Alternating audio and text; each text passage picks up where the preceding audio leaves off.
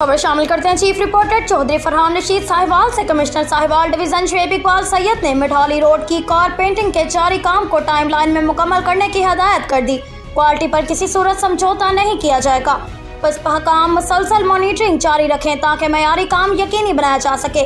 वो यहाँ अपने दफ्तर में पिस प्रोग्राम और म्यूनसिपल कारपोरेशन की कारकर्दगी के जायजा इजलास की सदारत कर रहे थे, जिसमें additional commissioner coordination Shafiq Ahmad Dogar, director local government doctor Saifullah, chief officer corporation Ishfaq Ahmad और पिस प्रोग्राम के सिटी मैनेजर मोहम्मद असजद खान समेत मुतल्लिका अफसरान ने शिरकत की।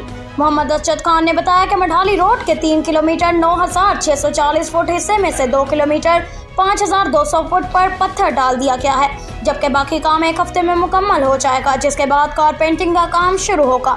उन्होंने इजलास में शहर की दूसरी अहम सड़कों free town road, Harappa road, चक नंबर 93, 6R रोड और आरबवाला रोड की मरम्मत का शेड्यूल भी दिया और यकीन दिलाया कि इन तमाम सड़कों की मरम्मत का काम भी मई के आखिर तक मुकम्मल कर लिया जाएगा।